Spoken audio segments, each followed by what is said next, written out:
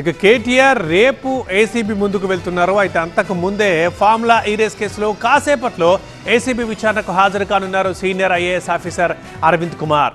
Formula E race 2 అగ్రిమెంట్లు చేసుకున్న టైంలో అరవింద్ కుమార్ కీలకంగా వ్యవహరించారు. గతంలో ఎంఏయుడి స్పెషల్ చీఫ్ సెక్రటరీగా పనిచేశారు అరవింద్ కుమార్. ఫార్ములా ఈరేస్ కు సంబంధించి దానకిషోర్ స్టేట్మెంట్ ఆధారంగా అరవింద్ కుమార్ని విచారించబోతోంది ఏసీబీ. విచారణకు రావాలని ఇప్పటికే అరవింద్కి నోటీసులు అందాయి.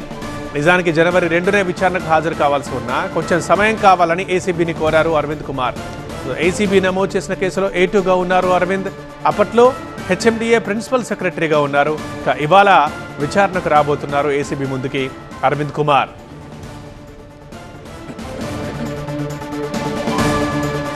ఇక మా ప్రిన్సిపల్ కరెస్పాండెంట్ జ్యోతి లైవ్ లో అవైలబుల్ ఉన్నారు. జ్యోతి, ఇక ప్రధానంగా అరవింద్ కుమార్ పై ఏసీబీ ఎలాంటి ప్రశ్నలు సంధించబోతోంది? ఓఎస్ఎస్ ఫర్టిలిటీలో ఇక్కడ ప్రతి అడుగులో ఎక్స్పీరియన్స్ డాక్టర్స్ ఉంటారు. In the good hands of science. Mummy daddy అవ్వాలంటే ఓఎస్ఎస్ కి కాల్ చేయండి. మరికొద్ది సేపట్లోనే సీనియర్ ఐఏఎస్గా ఉన్నటువంటి అరవింద్ కుమార్ ఏసీబీ అధికారుల విచారణకు హాజరు కాబోతూ ఉన్నారు. మరొక వైపు బిఎల్ రెడ్డి కూడా ఈడీ విచారణకు హాజరు కాబోతూ ఉన్నారు. ఈ ఇద్దరికి సంబంధించి దానకిషోర్ ఇచ్చినటువంటి స్టేట్మెంట్ ఆధారంగా కూడా ఈ ఫార్ములా ఈ కార్ రేస్కు సంబంధించినటువంటి విచారణను మరింత వేగవంతం చేయబోతున్నారని చెప్పుకోవచ్చు. ఇప్పటికే నెక్స్ట్ జెన్ కంపెనీలో ఏసీబీ అధికారులు కూడా రైడ్స్ చేశారు. అక్కడ కీలకమైనటువంటి డాక్యుమెంట్స్తో పాటుగా పలు హార్డ్ డిస్కులు కూడా స్వాధీనం చేసుకున్నటువంటి పరిస్థితి.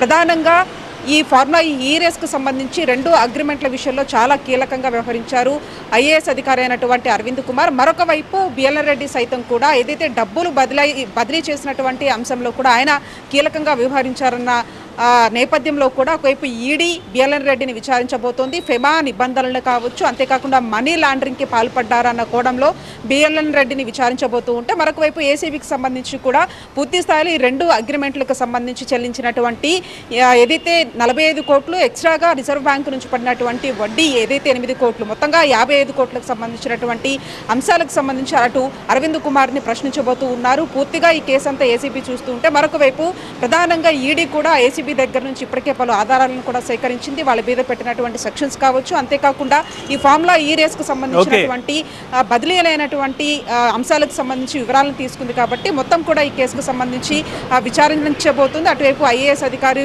ఏసీబీ విచారణకు బిఎల్ఎన్ రెడ్డి ఈడీ విచారణకు మాత్రం హాజరు కాబోతూ ఉన్నారు ఈరోజు.